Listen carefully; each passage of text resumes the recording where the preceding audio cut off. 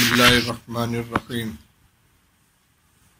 الحمد للہ رب العالمین والصلاة والسلام علی سید الانبیاء والمرسلین سیدنا و نبینا و مولانا محمد وعلی آلہ واصحابہ اجمعین اما بعد باب فی الوسوسۃ عن ابی ہریرہ رضی اللہ تعالی عنہ قال قال رسول اللہ صلی اللہ علیہ وسلم ان اللہ تجاوز عن امتی ما وسوست به صدرها ما لم تعمل به او تتکلم متفق علیہ وعنه قال جاء ناس من اصحاب رسول اللہ صلی اللہ علیہ وسلم الى النبی صلی اللہ علیہ وسلم فسألوه إنا نجد في أنفسنا ما يتعاظم أحدنا أن يتكلم به قال وقد وجدتموه قالوا نعم قال ذاك صريح الإيمان رواه مسلم وعن ابن عباس رضي الله تعالى عنه أن النبي صلى الله عليه وسلم جاءه رجل فقال إني أحدث نفسي بالشيء لأن أكون حمامة أحب إلي من أن أتكلم به قال الحمد لله الذي رد أمره إلى الوسوسة رواه أبو داود أو كما قال رسول الله صلى الله عليه وسلم۔ بزرگان محترم، عزیزوں اور بھائیوں، آج کی مجلس میں وسوسہ سے متعلق کچھ بیان کرنے کا ارادہ ہے۔ برسوں پہلے عشاء کے بعد کی مجلس میں وسوسہ سے متعلق بیان ہوا تھا، جو اسباق حدیث حصہ دوم کے اندر شائع بھی ہو چکا ہے، لیکن یہ بیماری اس قدر عام ہے اور کثرت سے لوگ اس کے اندر مبتلا ہیں، اس کا تقاضا یہ ہے کہ اس مضمون کو زیادہ سے زیادہ لوگوں تک پہنچایا جائے۔ اس لیے آج کی مجلس میں اس کو عنوان بنا کر روایات کی روشنی میں کچھ گفتگو کرنا چاہتا ہوں۔ وسوسہ کیا چیز ہے؟ دل میں غیر ارادی طور پر جو خیالات آتے ہیں ان کو وسوسہ کہتے ہیں۔ بعض لوگوں نے اس میں تفصیل کی ہے کہ اگر دل میں آنے والے خیالات پریشان کن ہوں اور برے اعمال کی طرف دعوت دیں یا برے خیالات پیدا ہوں تو ان کو وسوسہ کہا جاتا ہے، اور اگر اچھی باتوں کا خیال آئے تو اس کو الہام کہا جاتا ہے۔ لیکن جو بھی ہو، یہ وسوسہ حجت نہیں ہے اور اس کے اوپر آدمی سے کوئی مواخذہ بھی نہیں ہے۔ وسوسے کی بہت سی صورتیں ہوتی ہیں۔ بعض لوگوں کو ایمان کے بارے میں وسوسہ ہوتا ہے، ایسے خیالات آتے ہیں کہ پریشان ہو جاتا ہے کہ میں خدا نخواستہ ایمان سے خارج ہو گیا، اللہ جل شانہ کے بارے میں، آخرت کے بارے میں، قیامت کے بارے میں خیالات آتے ہیں۔ شیطان وسوسے میں مبتلا کرتا ہے اور آدمی اس کو ہٹانا چاہتا ہے، اس کو دفع کرنا چاہتا ہے، اور جتنا اس کے لیے کوشش کرتا ہے اتنا الجھتا چلا جاتا ہے۔ ایک وسوسہ ایمان کے بارے میں ہوا، کبھی وسوسہ پاکی کے بارے میں انسان کے اندر پیدا ہو جاتا ہے۔ وضو کر رہا ہے، اس کو اطمینان نہیں ہوتا کہ میرا وضو ہوا، کلی کر رہا ہے تو کلی کرتا جا رہا ہے، ہاتھ دھل رہا ہے، چہرہ دھل رہا ہے تو مسلسل دھلتا چلا جا رہا ہے۔ کسی کو وسوسہ نماز کی نیت کے بارے میں ہوتا ہے کہ میری نیت درست ہوئی کہ نہیں، کسی کو نماز کی صحت کے بارے میں وسوسہ ہوتا ہے کہ میری نماز ہوئی یا نہیں۔ بعض لوگوں کو دیکھا کہ ان کو طلاق کا وسوسہ ہو جاتا ہے کہ کہیں میری زبان سے کوئی ایسا لفظ تو نہیں نکل گیا یا ایسا لفظ نکل نہ جائے جس سے میری بیوی کو طلاق ہو جائے۔ یہ سارے کے سارے وساوس ہیں۔ اور وسوسے کی اصل یہ ہے کہ یہ شیطان ایسے خیالات دل کے اندر پیدا کرتا ہے۔ اس کا حکم کیا ہے؟ حضرت ابو ہریرہ رضی اللہ تعالیٰ عنہ کی روایت ابھی آپ کے سامنے پڑھی گئی کہ رسول اللہ صلی اللہ علیہ وسلم نے ارشاد فرمایا، ان اللہ تجاوز عن امتی ما وسوست به صدرها ما لم تعمل به او تتکلم، متفق علیہ۔ رسول اللہ صلی اللہ علیہ وسلم ارشاد فرماتے ہیں کہ اللہ تعالیٰ نے میری امت سے ان چیزوں کو درگزر فرما دیا کہ جو اس کا جی وسوسہ لاتا ہے، یا اس کے دل کے اندر جو وسوسے پیدا ہوتے ہیں، خیالات آتے ہیں، محض خیال کے درجے میں اس پر کوئی مواخذہ نہیں ہے جب تک کہ اس پر عمل نہ کر لے یا اس کو زبان سے ادا نہ کر دے۔ اس کی شرح یہ ہے کہ بعض اعمال وہ ہیں جن کا تعلق کلام سے ہے، اور بعض اعمال وہ ہیں جن کا تعلق اعضاء و جوارح سے ہے۔ مثلا کوئی شخص اپنی بیوی کو خدا نخواستہ طلاق دیتا ہے، یہ زبان کا عمل ہے، تو دل میں صرف خیال آ جانے سے بلکہ ارادہ ہو جانے سے کوئی طلاق واقع نہیں ہوتی جب تک کہ زبان سے طلاق کے الفاظ کو صراحت کے ساتھ ادا نہ کر دے۔ صراحت کا مطلب یہ کہ صاف صاف بول نہ دے، چاہے وہ طلاق صریح ہو چاہے طلاق کنائی ہو، لیکن جن الفاظ سے طلاق واقع ہوتی ہے ان الفاظ کو جب تک زبان سے ادا نہیں کرے گا، صرف دل میں خیال آنے سے کوئی طلاق نہیں پڑے گی۔ اسی طرح کسی کو کہ گالی بکنے کا دل میں خیال پیدا ہوا، الزام لگانے کا خیال پیدا ہوا، تو گالی بکنا، الزام لگانا یہ زبان کا ایک عمل ہے، صرف دل میں خیال آنے سے گالی بکنے کا گناہ اس کو نہیں ہوگا۔ بعض اعمال وہ ہوتے ہیں جن کا تعلق اعضاء و جوارح سے ہے، کرنے سے ہے۔ جو عمل انسان کے فعل سے ظہور میں آتا ہے، جب تک اس کا صدور نہ ہو جائے، وہ عمل ہو نہ جائے، اس وقت تک صرف وسوسے کے درجے میں خیال آنے سے اس پر کوئی مواخذہ نہیں ہے۔ مثلا کسی کو مارنے کا خیال آیا، فرض کر لیجئے کسی کو قتل کرنے کا خیال آیا اور دل میں خیال یہ پیدا ہو رہا ہے بار بار، یہ وسوسہ ہے، اس کی وجہ سے اس پر کوئی مواخذہ نہیں ہے۔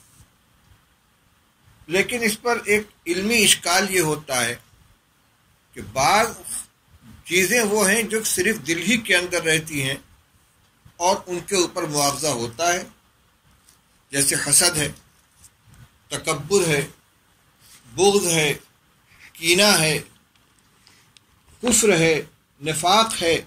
یہ وہ چیزیں ہیں جن کا تعلق انسان کے قلب سے ہے۔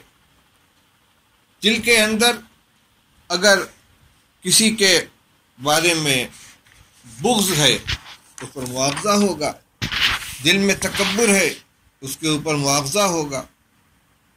اسی طرح اور بھی بعض چیزیں ہیں جن کا ظہور عمل کے اندر نہیں ہوتا بلکہ دل ہی کے اندر وہ چیز ہوتی ہے، تو کیا اس پر کوئی مواخذہ نہیں ہوگا؟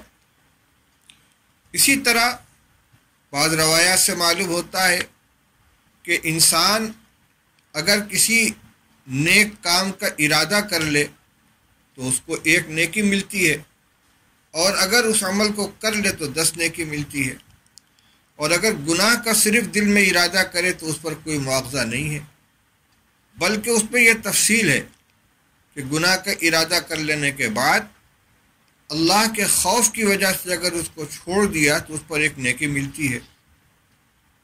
معلوم ہوا کہ محض دل میں کسی کام کے ارادے اور خیال کے اوپر بھی نیکی، اجر اور مواخذے کا تعلق ہے۔ یہ روایت ترمذی شریف میں کتاب الطلاق میں جہاں آئی ہے،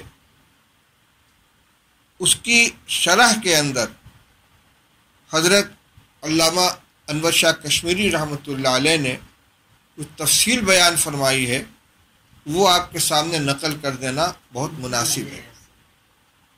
طلبہ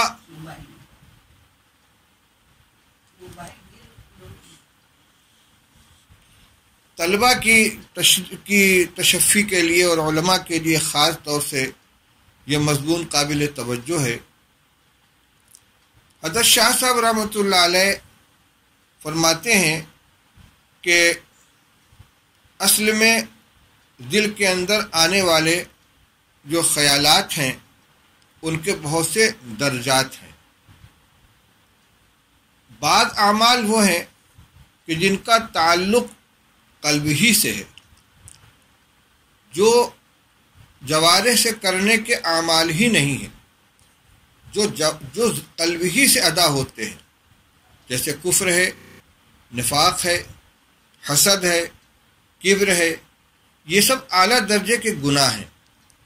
ان گناہوں کا عامل قلب ہی ہوتا ہے۔ روایت کے الفاظ میں غور کیا جائے تو اس اشکال کا جواب نکل آتا ہے۔ رسول اللہ صلی اللہ علیہ وسلم نے ارشاد فرمایا کہ اللہ تعالیٰ نے میری امت کے ان چیزوں کو معاف فرما دیا، درگزر فرما دیا جس کا اس کے دل میں وسوسہ پیدا ہوتا ہے، جب تک کہ ان کو بول نہ دے یا ان کو کر نہ گزرے۔ اس سے معلوم ہوا کہ اس روایت کا تعلق ان باتوں سے ہے کہ جو گفتگو کے قبیل سے ہوں یا عمل جوارح، ہاتھ پیر یا دوسرے اعضاء و جوارح سے ان کا صدور ہوتا ہو۔ یعنی جو گناہ ایسا ہے کہ جو بولنے ہی سے ہوگا، جیسے گالی بکنا، کسی کے اوپر الزام لگا دینا، کسی کی غیبت کرنا، یہ وہ گناہ ہے جس کا تعلق کلام سے ہے۔ تو اگر غیبت کا خیال آیا یا گالی بکنے کا خیال آیا یا الزام لگانے کا خیال آیا، اس خیال آنے پر مواخذہ نہیں ہوگا، کیونکہ اس گناہ کا تعلق کلام سے ہے۔ اسی طرح وہ عمل کہ جس کا تعلق ظاہری اعمال سے ہے، کسی کو مار دینا، کسی کے کوئی چیز چھین لینا، کسی کو کوئی نقصان پہنچا دینا، جو اعضاء و جوارح سے صادر ہونے والے اعمال ہیں، ان پر مواخذہ اس وقت تک نہیں ہوگا جب تک کہ انسان اس کو کر نہ لے۔ باقی وہ اعمال کہ جو نہ قلب کے افعال ہیں اور نہ جوارح اور اعضاء کے اعمال ہیں، بلکہ ان کا وجود ہی قلب کے اندر ہوتا ہے، جیسے کفر، شرک ہے وغیرہ وغیرہ، تو ان کا اگر دل کے اندر پختہ ارادہ ہو گیا اور دل کے اندر اس کو جما لیا تو اس کے اوپر مواخذہ ہوگا۔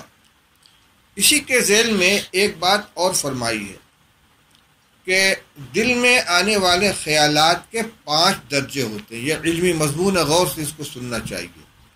ایک حاجس، ایک خاطر، ایک حدیث نفس، ایک ہم اور ایک عزم۔ نمبر 1 حاجس، نمبر 2 خاطر، نمبر 3 حدیث نفس، نمبر 4 ہم اور نمبر 5 عزم۔ حاجس کا مطلب کیا ہے؟ دل میں خیال سا آیا اور گزر گیا، ٹھہرا نہیں، یہ بالکل ابتدائی درجہ ہے۔ اس سے کچھ مضبوط خاطر ہے، دل میں خیال آیا اور تھوڑا سا ٹھہرا لیکن وہ باقی نہیں رہا۔ اس کے بعد کا درجہ حدیث النفس ہے، دل میں ایک بات آئی، تھوڑا سا آدمی اس کی طرف متوجہ ہوا، کچھ اس کے بارے میں سوچا، کروں نہ کروں، یہ نفس اس سے مخاطب ہوا، اس کے ساتھ اس نے گویا گفتگو کی۔ یہ تینوں درجے جو ہیں ان پر نیکی کے سلسلے میں کوئی اجر نہیں ہے اور بدی کے سلسلے میں کوئی مواخذہ نہیں ہے۔ یعنی اگر کسی برائی کے سلسلے میں حاجس کے درجے میں خیال آئے یا خاطر کے درجے میں خیال آئے یا حدیث نفس کے درجے میں خیال آئے تو کوئی گناہ نہیں۔ اسی طرح کسی نیک عمل کے سلسلے میں صرف حاجس کے درجے میں یا خاطر کے درجے میں یا حدیث نفس کے درجے میں کوئی خیال آئے تو اس پر کوئی اجر نہیں۔ اس کے بعد چوتھا درجہ ہے ہم کا۔ ہم کے معنی ارادہ کر لینا، لیکن پختہ ارادہ نہ ہو۔ خیال آیا اور اس کے کرنے کا ارادہ کیا لیکن ابھی پختہ نہیں ہے تو اس کو ہم کہتے ہیں۔ اس میں اگر کسی گناہ کا کسی نے ہم کیا ہو، ارادہ کیا ہو، تو اس کے اوپر کوئی مواخذہ نہیں ہے جب تک کہ اس کو کر نہ لے۔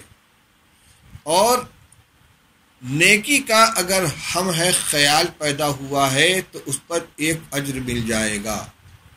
یعنی ہم جو چوتھا درجہ ہے عزم سے پہلے کا، عزم کے معنی پختہ فیصلہ کر لینا، دل میں پختہ ارادہ کر لینا، یہ آخری درجہ ہے۔ اس سے پہلے ہم ہیں جس میں ارادہ ہوتا ہے لیکن پختہ نہیں ہوتا، اس میں نیکی کا ارادہ کر لینے پر ایک اجر ملتا ہے، اور بدی کا ارادہ کر لینے پر کوئی گناہ نہیں ہوتا۔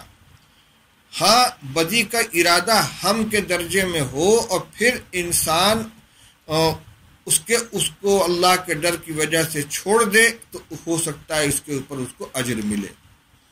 ہاں آخری درجہ جو ہے عزم میں اگر بدی کا پختہ فیصلہ کر لیا، گناہ کا پختہ فیصلہ کر لیا، تو اس عزم کے اوپر مواخذہ ہے۔ کیوں مواخذہ ہے؟ اس لیے کہ عزم کرنا یہ دل کا ایک عمل ہے۔ مثلا کسی کو قتل کرنے کا کسی نے پختہ فیصلہ کر لیا، تو اس قطعی فیصلہ کر لینے پر اس کو گناہ ہوگا۔ کس چیز کا گناہ ہوگا؟ قتل کرنے کا گناہ نہیں ہوگا، بلکہ قتل کرنے کا فیصلہ کرنے کا گناہ ہوگا۔ اور اگر نیک عمل کا عزم کیا ہے تو اس پر اس عمل کا اس کو اجر ملے گا، اور جب کر لے گا تو 10 گنا اجر ملے گا۔ اور ہم کے درجے میں کسی گناہ کا ارادہ کیا یا عزم کے درجے میں کسی گناہ کا ارادہ کیا اور اس کے بعد پھر اللہ کے خوف سے اس کو چھوڑ دیا تو اس پر اس کو اجر ملے گا۔ یہ بات کہ اگر کسی گناہ کا پختہ عزم کر لیا ہو تو اس پر اس کی پکڑ ہوگی، اس چیز کی پکڑ ہوگی کہ اس نے ایک گناہ کرنے کا فیصلہ کر لیا ہے۔ اس کی دلیل یہ ہے، ایک حدیث میں فرمایا گیا اذا قتل المسلمان بسیفیہما فالقاتل والمقتول کلاہما فی النار، او کما قال رسول اللہ صلی اللہ علیہ وسلم۔ اسی کے قریب الفاظ اور روایت اس وقت میرے سامنے نہیں ہے۔ مضمون اس کا یہ ہے کہ دو مسلمان جب تلوار لے کر آپس میں ایک دوسرے کے مقابل ہوتے ہیں اور لڑائی کرتے ہیں تو جو قتل کرنے والا ہوتا ہے وہ بھی جہنم میں جائے گا، اور جس کو قتل کیا گیا وہ بھی جہنم میں جائے گا۔ اس پر صحابی نے پوچھا ھذا القاتل فما بال المقتول، یا رسول اللہ جس نے قتل کیا اس کا تو جہنم میں جانا سمجھ میں آتا ہے کیونکہ وہ مسلمان کا قاتل ہے، لیکن جو قتل کیا گیا وہ کیوں جہنم میں جائے گا؟ تو رسول اللہ صلی اللہ علیہ وسلم نے ارشاد فرمایا انہ کان حریصا علی قتل اخیہ، او کما قال صلی اللہ علیہ وسلم، فرمایا وہ اپنے بھائی کو قتل کرنے کا حریص تھا۔ یعنی دونوں جب تلوار لے کر ایک دوسرے کے مقابل ہوئے تو دونوں کا ارادہ اپنے مقابل کو قتل کرنے کا تھا، اور اسی ارادے سے انہوں نے تلوار چلائی، لیکن ایک اس میں کامیاب ہوا اور ایک کامیاب نہیں ہوا۔ تو عملاً قتل کا مرتکب ایک شخص ہوا ہے، لیکن قتل کا پختہ ارادہ کرنے والا دوسرا شخص بھی ہے، اس پر مواخذہ اس کا ہوگا۔ یہ الگ بات ہے کہ وہ اپنے ارادے میں کامیاب نہیں ہو سکا۔ تو دیکھیے یہاں قتل کا فیصلہ کر لینے پر اس کو جہنم میں جانے کی وعید سنائی گئی ہے، جبکہ عملاً اس سے قتل کا صدور نہیں ہوا۔ یہ 5 درجے جو ہیں ان سے معلوم ہوتا ہے کہ صرف خیال آئے اور نکل جائے، تھوڑی دیر کے لیے گناہ کا خیال آئے اور ٹھہرے نہیں، بس تھوڑی دیر رک کر چلا جائے، یا یہ کہ دل میں تھوڑی دیر اس کے بارے میں آدمی غور و فکر کرے، تو اس کے اوپر کوئی پکڑ نہیں ہے۔ اور گناہ کا ارادہ ہلکا سا ہوا لیکن پختہ ارادہ نہیں ہوا تب بھی اس پر کوئی پکڑ نہیں ہے۔ ہاں نیکی کا اگر ارادہ ہوا ہے تو اس کے اوپر اجر ملے گا، اور عزم کے درجے میں جب پختہ فیصلہ کر لے تو برائی کے فیصلے پر بھی مواخذہ ہوگا اور نیکی کے فیصلے پر اجر ملے گا، کیونکہ یہ قلب کا عمل ہوا، یہ دل کا عمل ہوا۔ اسی طرح جو اعمال ایسے ہیں جن کا تعلق صرف دل سے ہے، جیسے کفر ہے، کفر کا عقیدہ ہے، شرک کا عقیدہ ہے، یا بغض ہے، کینہ ہے، حسد ہے، تکبر ہے، یہ سب وہ گناہ ہیں کہ جن کا محل ہی قلب ہے، ان کے اندر یہ چیزیں پائی جائیں گی تو اس پر پکڑ ہوگی۔ ابھی کل کے درس میں یہ روایت آپ کے سامنے آ چکی ہے کہ رسول اللہ صلی اللہ علیہ وسلم نے ارشاد فرمایا کہ جس شخص کے دل کے اندر ذرہ کے برابر، ذرہ کے وزن کے برابر بھی تکبر ہوگا، وہ جنت میں نہیں جائے گا۔ یہ تکبر دل کے اندر ہے، کیونکہ تکبر کا محل ہی قلب ہے، اس کی جگہ ہی قلب ہے، اس کا صدور ہی قلب سے ہوا کرتا ہے۔ بہرحال یہ تو تشریح ہوئی اس بات کی کہ وسوسے کا کون سا درجہ ایسا ہے جس پر پکڑ ہے، کون سا درجہ ایسا ہے جس پر پکڑ نہیں ہے۔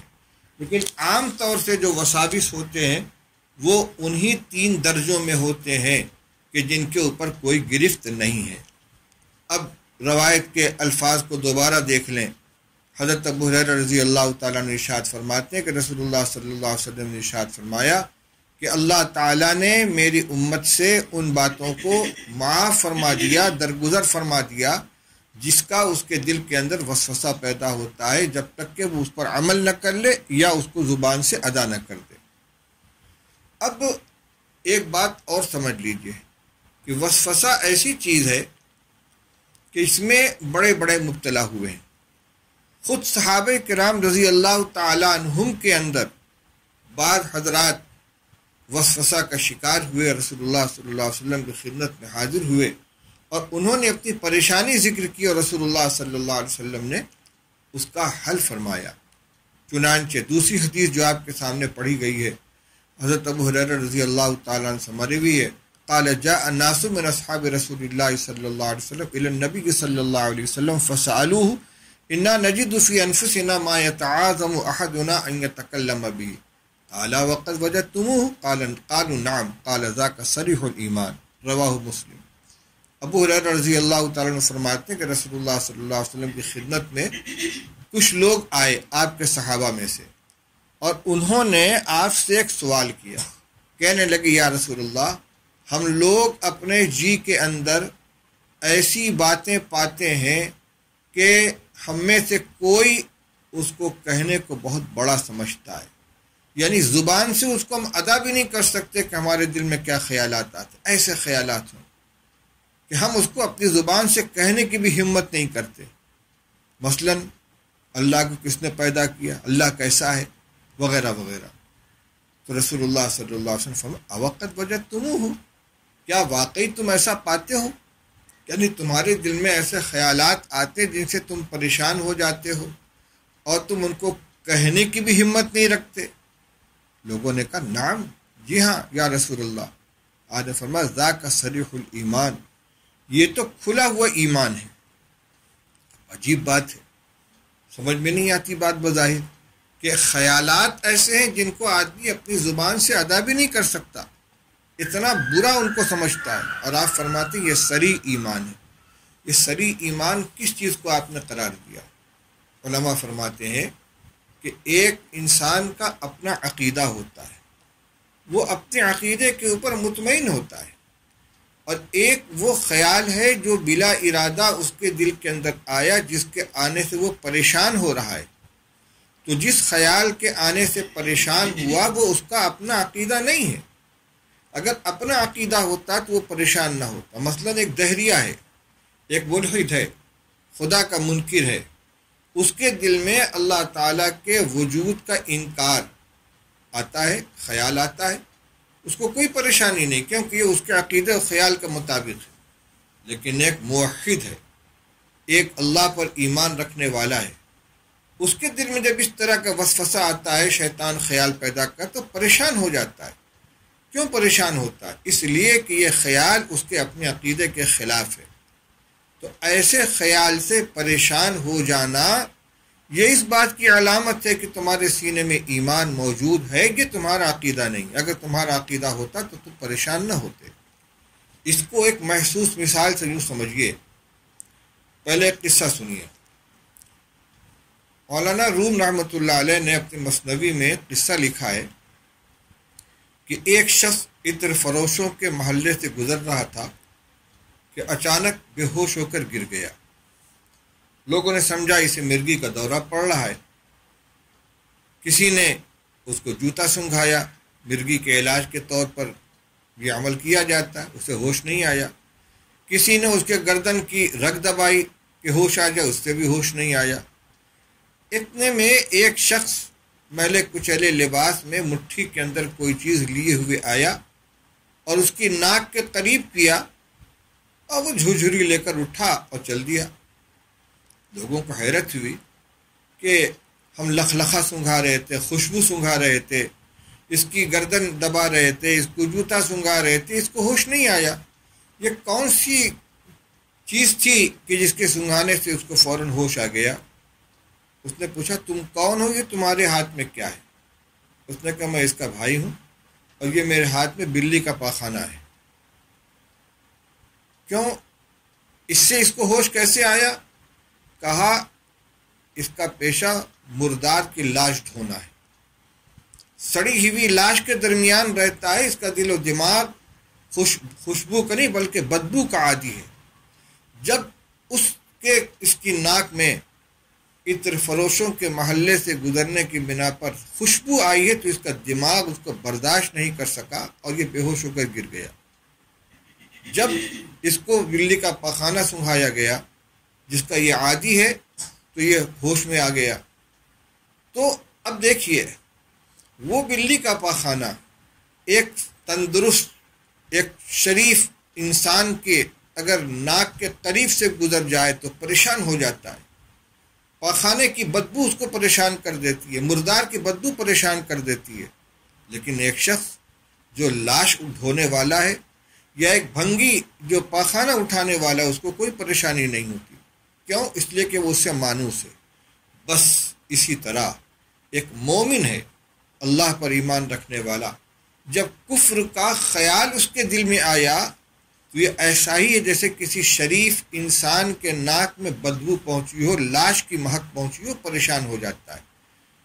اس سے ہی پتہ چلتا ہے کہ یہ بھنگی نہیں ہے، یہ لاش دھونے والا نہیں ہے، غلاظت اٹھانے والا نہیں، ورنہ اس گندگی سے یہ پریشان نہ ہوتا۔ اس کے برخلاف جب ایک لاش دھونے والے یا گندگی ڈھونے والے کے ناک میں وہ بدبو جاتی تو پریشان نہیں ہوتا۔ تو آپ کا یہ فرمانا کہ ذاک صریح الایمان، اس میں صحابہ کو تسلی دی گئی ہے کہ ایسے خیالات سے تمہارا پریشان ہونا یہ اس بات کی نشانی ہے کہ وہ خیالات تمہارا اپنا عقیدہ نہیں ہے، تمہارا اپنا خیال نہیں ہے، یہ ایسے ہی گزرتے ہوئے خیالات ہیں کہ جیسے راستے میں یا فضا کے اندر گزرنے والی بدبو ہوا کرتی ہے۔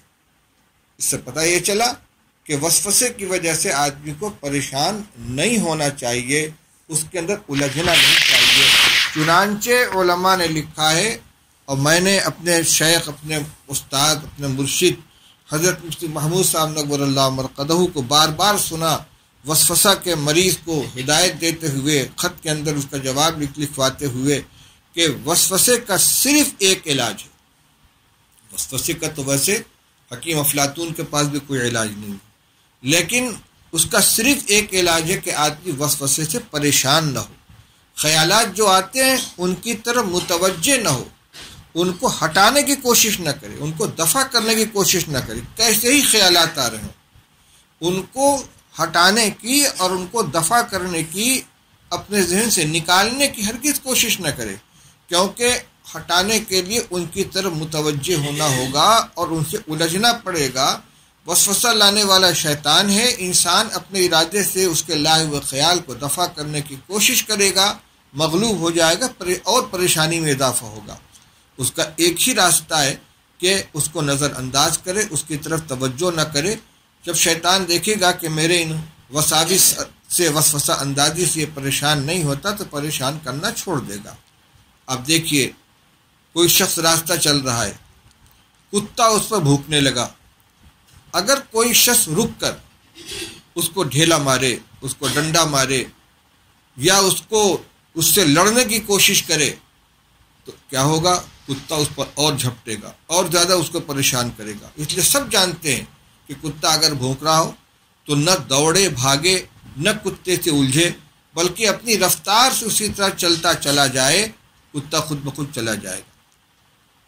اسی طرح آپ نے کبھی دیکھا ہوگا کہ بعض شریر بچے لوگوں کو چڑھاتے ہیں، چھیڑتے ہیں، کوئی کپڑا پکڑ کے کھینچ رہا ہے، کوئی لاٹھی کھینچ رہا ہے، کوئی آوازیں کس رہا ہے، کوئی پاگل کہہ رہا ہے۔ اب اگر ان چھیڑنے والوں کا جواب دینے لگے کوئی کھڑا ہو کر، ان کو مارے، ان پر ڈھیلا پھینکے، تو وہ تماشا بن کر رہ جائے گا۔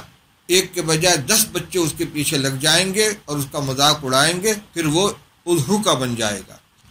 اور اگر اس کی طرف توجہ نہ کرے، کوئی کچھ کہہ رہا ہے، کوئی مذاق اڑا رہا ہے، کوئی چھیڑ رہا ہے، لیکن یہ اپنی رفتار سے چلتا چلا جا رہا ہے، تو 1 مرتبہ 2 مرتبہ بچے چھیڑیں گے، لیکن جب دیکھیں گے کہ چڑھتا نہیں، یہ پریشان نہیں ہوتا، تو چھیڑنا ختم کر دیں گے۔ عربی کا ایک شعر ہے، وَإِذَا أَمُرُّ عَلَى اللَّئِيمِ يَسُبُّنِي فَمَضَيْتُ ثَمَّةَ قُلْتُ لَا يَعْنِينِي۔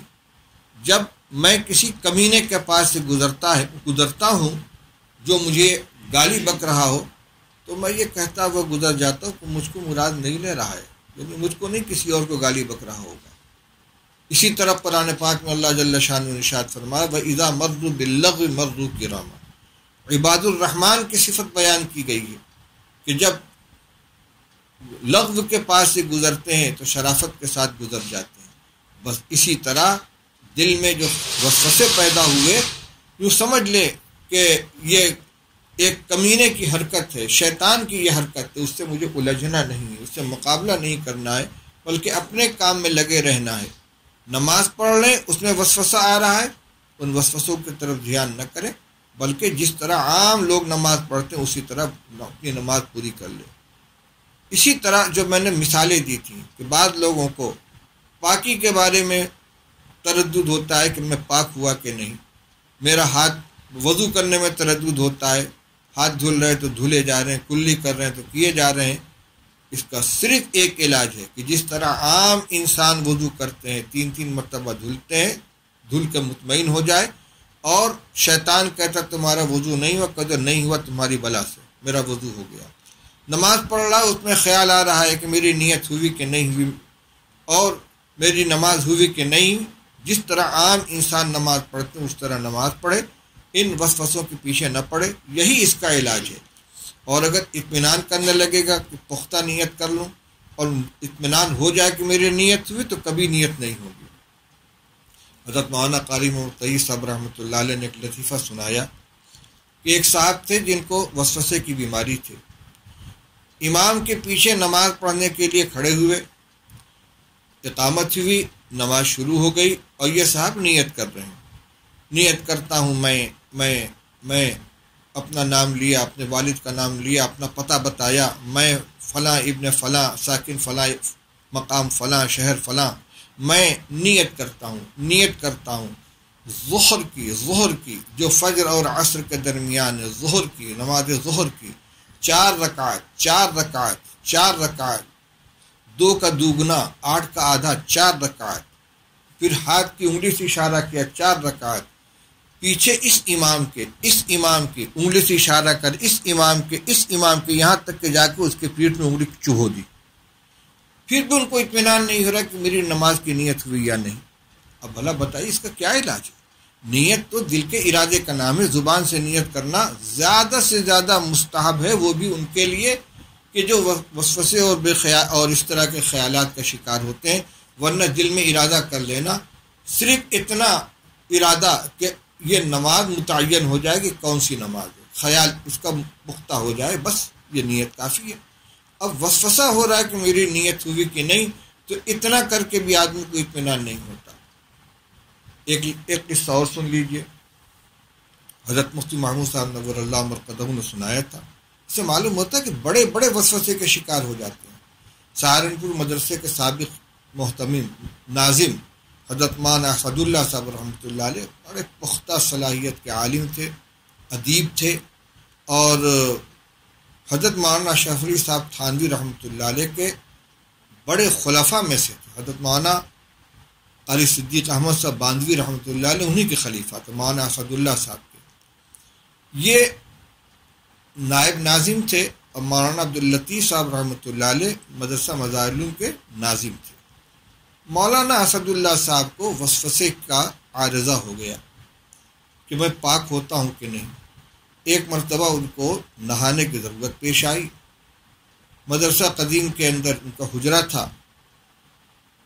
اس زمانے میں غسل خانوں کی یہ شکل نہیں تھی، بلکہ ڈولز کے ذریعے کنویں سے پانی نکال کر ٹانکا میں بھرا جاتا اور نہایا جاتا۔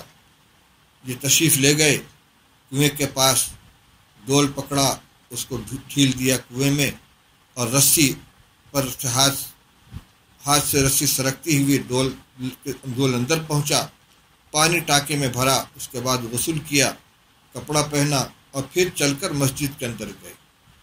اب وسوسہ شروع ہوا کہ میں تو جنوبی تھا، میں نے ہاتھ دھولا نہیں تھا، میں پاک ہوا نہیں تھا، میں نے اسی ہاتھ سے ڈول چھو لیا، وہ ناپاک ہو گیا، پھر رسی چھو لی، وہ ناپاک ہو گئی، یہ ڈول کنویں کے اندر گیا تو کنویں کا پانی ناپاک ہو گیا، پھر وہ پانی میں نے ٹانکے میں بھرا، وہ ناپاک ہو گیا، اسی پانی سے میں نے غسل کیا، میں ناپاک کا ناپاک رہا اور ناپاک پانی میرے بدن پر لگ گیا، پھر میں نے کپڑا پہنا، وہ بھی ناپاک ہو گیا، اور گیلے قدم کے ساتھ چلتا ہوا میں مسجد کے اندر گیا، پورا فرش اور چٹائی سب ناپاک ہو گئی۔ اب سر پکڑ کر بیٹھے، کیا کریں؟ آئے پریشان ہو کر مولانا عبداللطیف صاحب رحمۃ اللہ علیہ خدمت میں آ کر کہا، حضرت میں کیا کروں؟ کیوں، کیا ہو گیا؟ اب انہوں نے وہی بات دہرائی کہ مجھ کو نہانے کی ضرورت تھی، ایسا ایسا ہوا، میں نے ڈول چھو لیا، رسی پکڑ لی، کنویں میں ڈال دیا ڈول کو، سب ناپاک ہو گیا، اب میں کیا کروں؟ مولانا عبداللطیف صاحب رحمۃ اللہ علیہ ان کے استاد بھی تھے اور بزرگوں میں تھے۔ انہوں نے ان کے سینے پر ہاتھ مار کر ڈانٹ کر کہا، مولوی اسد اللہ، تمہارے علاوہ ساری چیزیں مالکی ہو گئی، کنواں، رسی، ڈول، ٹانکا، فرش، مسجد، سب کے سب مالکی ہو گئے، تمہارا جی چاہے پاک ہو ناپاک ہو، جاؤ یہاں سے۔ مالکی ہو گئے کیا مطلب؟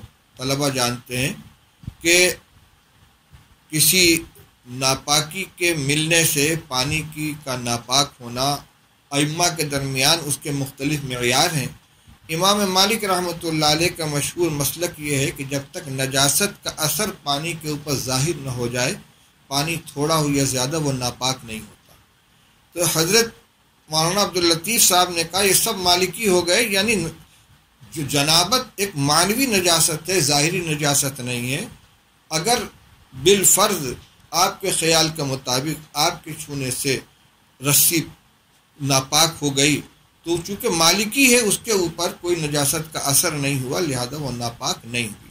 ویسے مسئلے کی روح سے جنوبی کا ہاتھ ناپاک نہیں ہوتا، نہ ڈول چھونے سے ڈول ناپاک ہوگا، نہ رسی ناپاک ہوگی، نہ پانی ناپاک ہوگا۔ تو یہ کہہ کر ان کو جو ڈانٹا ہے تو حضرت فرماتے تھے کہ یہ حضرت کا تصرف بھی تھا، ان کا وہ وسوسہ نکل گیا، مطمئن ہو گئے۔ ہم نے خود اپنی آنکھوں سے مسجدوں کے اندر دیکھا ہے۔ ہمارے شہر میں محلہ بڑی مسجد کے اندر ایک صاحب، اس کے پڑوس میں ایک صاحب رہتے تھے جو بعد میں اشفاق نگر کے اندر منتقل ہو گئے۔ وضو کرنے کے لیے بیٹھتے تھے، ہاتھ دھل رہے ہیں، دھلے جا رہے ہیں، نماز شروع ہو جاتی تھی، رکعتیں نکل جاتی تو ان کا وضو پورا نہیں ہوتا، اس کے بعد صف کے اندر آ کر کھڑے ہوئے۔ اب نماز کی نیت باندھنی ہے تو ہاتھ کے انگوٹھے کو کان کے اندر لگا کر اس کو زور زور سے جھٹکا دیتے تھے، یعنی نیت باندھنے کے لیے ہاتھ کانوں تک اٹھنا چاہیے، اس کا اطمینان کرنے کے لیے کان میں ہاتھ لگا کر اس کو ہلا رہے ہیں، جھٹکا دے رہے ہیں، اور کچھ دیر کے بعد وہ اچانک نیت باندھ لیتے تھے۔ تو بھئی آدمی اگر وسوسے کو دفع کرنے اور اس سے اطمینان حاصل کرنے کی کوشش کرے گا تو سوائے پریشانی کے اور کچھ نہیں ہوگا۔ اس لیے وسوسے کا صرف ایک علاج ہے کہ ان کو نظر انداز کرے اور اس کی طرف اس کو نظر انداز کرے اور اس سے پریشان نہ، اس کو ہٹانے کی کوشش نہ کرے، یہ خود بخود ختم ہو جائے گا۔ میرے محلے میں ایک صاحب تھے، ابھی الحمدللہ حیات ہیں، ایک وقت گزرا ان کے اوپر، آتے تھے مفتی صاحب، وہ تو نکل گیا، مجھے خیال پیدا ہو گیا تھا، وہ ہو گئی، یعنی مسئلہ پوچھنے کے لیے لفظ طلاق زبان سے ادا کرنے میں بھی ڈر رہے ہیں، ان کو لاکھ سمجھاتے، اطمینان دلاتے، لیکن وہ پریشان رہتے تھے، تو طلاق کا وسوسہ پیدا ہو جاتا ہے بعض دفعہ۔ کفر کا وسوسہ پیدا ہو جاتا ہے کہ میرا ایمان چلا گیا، نماز کا وسوسہ پیدا ہو جاتا ہے کہ میری نماز ہوئی یا چلی گئی۔ تو میرے بھائی اس کا علاج صرف یہی ہے کہ آدمی اس وسوسے سے بالکل پریشان نہ ہو اور اس سے یوں کہے کہ تم یہ سمجھتے ہو میری نماز نہیں ہوئی، تم پریشان نہ ہو، میری نماز ہو گئی۔ چنانچہ ایک روایت ہے عن القاسم بن محمد ان رجلا سألہ فقال انی اہم فی صلاتی فیکسر ذلک علی فقال له امض فی صلاتک فإنه لن يذهب ذلك عنك حتى تنصرف وانت تقول ما اتممت صلاتی، رواہ مالک۔ یہ قاسم ابن محمد حضرت ابو بکر صدیق رضی اللہ تعالیٰ عنہ کے پوتے ہیں، اجلہ تابعین میں سے ہیں، فقہائے مدینہ میں ان کا شمار ہوتا ہے۔ یہ کہتے ہیں کہ ایک شخص نے ان سے یہ پوچھا، قاسم ابن محمد سے ایک شخص نے کہا کہ حضرت مجھے اپنی نماز کے اندر بہت وہم ہوتا ہے اور یہ بڑھتا رہتا ہے، یعنی بہت پریشان ہوتا ہوں نماز کے بارے میں۔ اب نماز میں وہم کیا ہوگا؟ یہی کہ میری پاکی ہوئی کہ نہیں، میری قرت ہوئی کہ نہیں، میری نیت ہوئی کہ نہیں۔ رکعت کے بارے میں وہم ہونے لگتا ہے کہ 2 رکعت ہوئی کہ 4 رکعت ہوئی۔ تو کہنے لگے کہ مجھے اپنی نماز کے اندر وہم ہوتا ہے، بہت زیادہ ہوتا ہے۔ اور اس وہم کے اندر ہوتا کیا ہے؟ شیطان یہ کہتا ہے تمہاری نماز نہیں ہوئی، تمہاری نماز نہیں ہوئی۔ تو حضرت قاسم بن محمد نے اس شخص کے جواب میں امض فی صلاتک، اس کے جواب میں فرمایا تم اپنی نماز اسی طرح پوری کرو، رکو مت، سوچو مت، جس طرح نماز پڑھ لو پڑھتے رہو۔ فَإِنَّهُ لَنْ يَذْهَبَ ذَلِكَ عَنْكَ حَتَّى تَنْصَرِفَ وَأَنْتَ تَقُولُ مَا أَتْمَمْتُ صَلَاتِي، یہ چیز تم سے اس وقت تک زائل نہیں ہوگی جب تک کہ تم یہ عمل نہ کرو کہ تم نماز سے فارغ ہو جاؤ یہ کہتے ہوئے ہاں میری نماز نہیں ہوئی۔ یعنی شیطان جو تم سے کہہ رہا ہے کہ تمہاری نماز نہیں ہوئی، اسے کو ٹھیک ہے میری نماز نہیں، تم کیوں پریشان ہوتے ہو، تمہاری بلا سے میری نماز ہو گئی، جیسے سارے لوگ پڑھتے میں نے بھی پڑھ لیا، میری نماز ہو گئی۔ تو جب وہ یہ کہتا ہے کہ تمہاری نماز نہیں ہوئی اور تم کو ہو گئی تو وہ اپنی منہ کی کھائے گا اور چلا جائے گا۔ ایسے ہی جب کوئی اس طرح کے خیالات آئیں تو اس وقت پریشان نہیں ہونا چاہیے، جو عمل جس طرح عام لوگ کرتے ہیں اسی طریقے سے اس کو کر لے، اور پاکی ناپاکی کے بارے میں، نماز کی صحت کے بارے میں، کفر کے بارے میں، عقیدے کے بارے میں، یا اسی طرح طلاق ہو گئی اس کا جو وسوسہ آتا ہے تو وسوسے کے اس سے پریشان نہ ہو، اور یہ سوچے کہ یہ تو وہ چیز ہے کہ جو بڑے بڑوں کو پیش آئی ہے۔ میں نے ابھی آپ کو ایک روایت سنائی کہ صحابہ آ کر رسول اللہ صلی اللہ علیہ وسلم شکایت کرتے۔ ایک روایت اور سن لیجئے، عن ابن عباس رضی اللہ تعالیٰ عنہ ان النبی صلی اللہ علیہ وسلم جاءہ رجل فقال انی احدث نفسی بالشیء لأن اکون حمامة احب الی من ان اتکلم به قال الحمد للہ الذی رد امرہ الی الوسوسۃ، رواہ ابو داؤد۔ عبداللہ ابن عباس رضی اللہ تعالیٰ عنہ سے مروی ہے کہ آپ کی خدمت میں، رسول اللہ صلی اللہ علیہ وسلم کی خدمت میں ایک شخص حاضر ہوا اور کہنے لگا یا رسول اللہ، میں اپنے جی میں ایسی بات پاتا ہوں کہ میں کوئلہ ہو جاؤں یہ مجھے زیادہ پسند ہے اس کے مقابلے میں کہ میں اس کو زبان سے ادا کروں۔ ایسے خیالات آتے ہیں کہ میں زبان سے ادا کرنے کے مقابلے میں جل کر کوئلہ ہو جانے کو پسند کرتا ہوں۔ کیا مطلب ہوا؟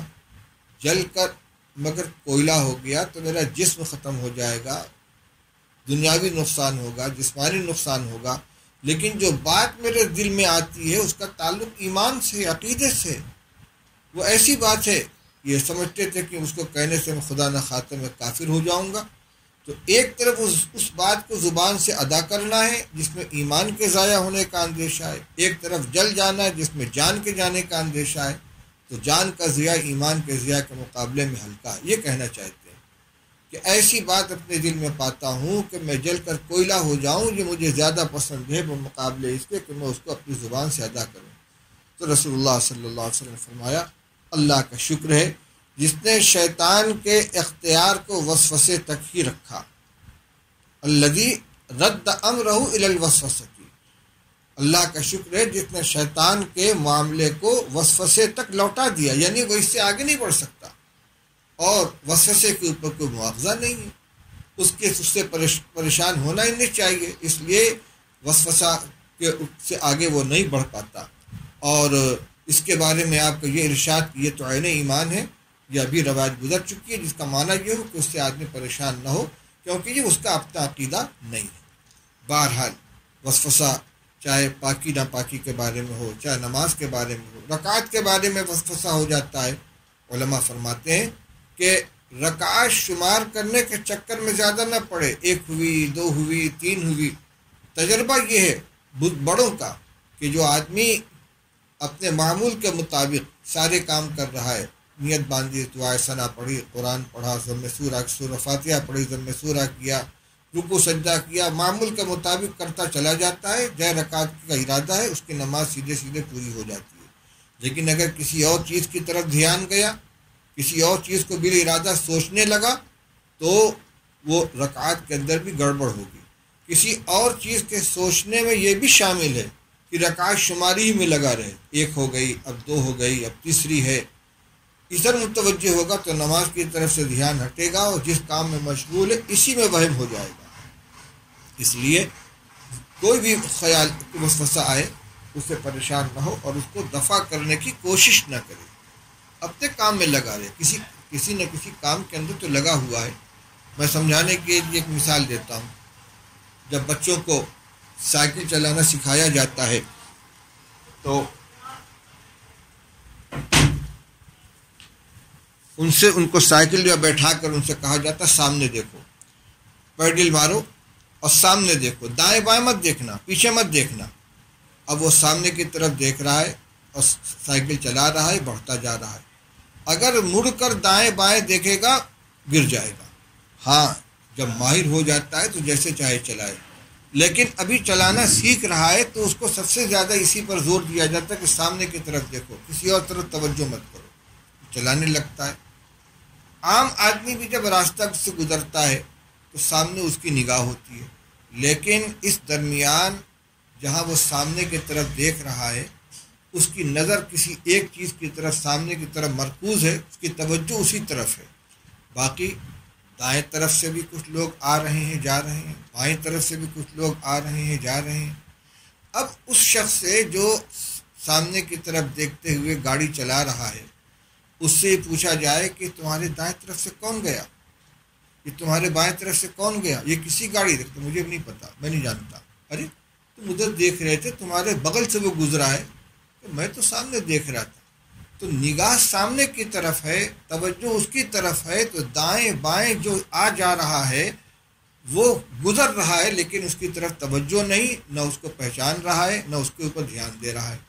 لیکن اگر راستہ چلنے والا بس اسی میں الجھا رہے کہ یہ میرے اس بغل سے کتا کیوں چلا گیا، یہ میرے بغل سے میرا دشمن کیوں نکل گیا، یہ میرا مخالف جا رہا ہے، تو وہ ایک قدم بھی آگے نہیں بڑھ پائے گا، ان کو ہٹائے گا، ان سے الجھے گا، ان کو دفع کرے گا۔ راستہ قطع کرنا ہے تو اس کو یہی کرنا پڑے گا کہ اپنی توجہ سامنے کی طرف رکھے اور دائیں بائیں کی طرف توجہ نہ کرے، وہ خیالات از خود آ رہے ہیں، از خود جا رہے ہیں۔ ایک بات اور یاد آ گئی، بڑی قیمتی ہے۔ حضرت مفتی محمود صاحب نور اللہ برقدہ فرمایا کرتے تھے کہ انسان کا دماغ خیالات کی گزرگاہ ہے۔ انسان کا دماغ خیالات کی گزرگاہ ہے۔ جس طرح کوئی کمرہ ہے، اس میں آمنے سامنے 2 کھڑکیاں ہیں، ایک طرف سے ہوا آ رہی ہے، دوسری کھڑکی سے نکل رہی ہے۔ اس ہوا کے ساتھ باہر کی خوشبو بھی آ سکتی ہے، باہر کی بدبو بھی آ سکتی ہے۔ وہ از خود ایک کھڑکی سے وہ خوشبو یا بدبو داخل ہوگی یا دوسری کھڑکی سے نکل جائے گی۔ اب اگر کوئی شخص یہ اس میں الجھ جائے کہ بدبو کیوں آئی ادھر سے، میں اس کو نہیں آنے دوں گا، تو الجھے گا، پریشان ہوگا، لیکن آنے والی اس ہوا کو روک نہیں سکتا، اس کے ساتھ آنے والی بدبو اور خوشبو کو وہ روک نہیں سکتا، اس کے اوپر اس کا قابو نہیں ہے۔ اسی طریقے سے انسان کا دماغ خیالات کی گزرگاہ ہے، بلا ارادہ اچھے برے خیالات آتے رہتے ہیں، جاتے رہتے ہیں، ان میں الجھنا نہیں چاہیے۔ ایک مثال اور دیتے تھے حضرت یکسوئی کی کو سمجھانے کے لیے، فرمایا دیکھو پان والے کی دکان پر عموماً بڑا آئینہ لگا ہوتا ہے، کوئی شخص پان کی دکان پہ کھڑا ہوا، پان لگوا رہا ہے یا کوئی سامان لے رہا ہے، اب سامنے آئینہ ہے تو اس میں اپنا چہرہ دیکھ رہا ہے، اپنا چشمہ درست کر رہا ہے، اپنی ٹوپی درست کر رہا ہے، اپنا چہرہ دیکھ رہا ہے۔ لیکن جس وقت وہ اپنا چہرہ دیکھ رہا ہو، پیچھے راستہ ہے، اس میں سے کتا بھی گزر سکتا ہے، سور بھی گزر سکتا ہے، کوئی برا انسان بھی گزر سکتا ہے، اور جو گزرے گا سب کا عکس اس آئینے کے اندر آئے گا۔ اب اگر یہ شخص اپنا چہرہ اگر دیکھنا چاہتا ہے تو اس کو چہرے پر اپنی نگاہ مرکوز رکھنی ہوگی، اور اگر پریشان ہوگا یہ کتے کی شکل کیوں نظر آ گئی، یہ سور کی شکل کیوں نظر آ گئی، تو یقینی طور پر اس کو اپنے چہرے سے نگاہ ہٹانی پڑے گی اور اس دوسری چیز پر الجھ کر رہ جائے گا۔ تو علاج یہ ہے کہ جو کام تم کر رہے اس کو کرتے رہو، دوسری طرف توجہ مت کرو، اس کو نہ ہٹانا تمہارے اختیار میں، نہ گزرنے والے کو روکنا تمہارے اختیار میں۔ اسی طرح جو خیالات گزر رہے ہیں ان کو گزرنے دو، ان سے الجھو مت، ان سے پریشان مت ہو۔ یہ مختصر سی بات تھی جو مختصر ہونے کے باوجود خاصی لمبی ہو گئی، اور جیسا کہ میں نے شروع میں عرض کیا تھا کہ اس سلسلے کا ایک بیان مطبوعہ شکل کے اندر اسباق حدیث حصہ دوم کے اندر چھپا ہوا ہے۔ اگر واقعتاً کوئی مبتلا ہو اس بیماری میں تو اس کا مطالعہ کرے۔ میں نے آزمایا اور بہت سے احباب کو جو وسوسے کے مریض تھے ان کو وہ کتاب دی، اور ان کو تاکید کی کہ ایک مرتبہ نہیں بار بار اس کو پڑھیں، اور الحمدللہ اس سے ان کو افاقہ ہوا۔ اور افاقہ اس وجہ سے نہیں ہوا کہ میرا بیان ہے، بلکہ افاقہ اس وجہ سے ہوا کہ اس میں رسول اللہ صلی اللہ علیہ وسلم اور بزرگوں کے بتائے ہوئے علاج کو ذکر کیا گیا ہے۔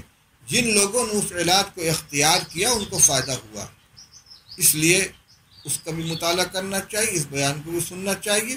انشاءاللہ وسوسے سے نجات حاصل ہو جائے گی۔ اللہ تعالی ہم سب کو عمل کرنے کی توفیق عطا فرمائے۔ وآخر دعوانا ان الحمد للہ رب العالمین۔